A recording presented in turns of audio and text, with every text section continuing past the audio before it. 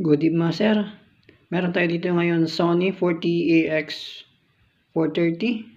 So ang problema niya is USB overload. So ginawa natin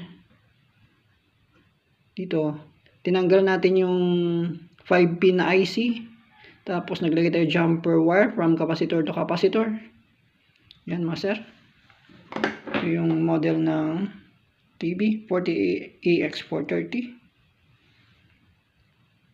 So, tinanggal lang natin yung 5-pin dito na IC. Nagsiswitching ng 5 volts. Papunta dito sa USB port dito. So, nagre-reklamo ang Sony na overload siya kahit wala naman na ginagamit na USB. So, ayan. Wala na siyang warning. Good na siya mga sir.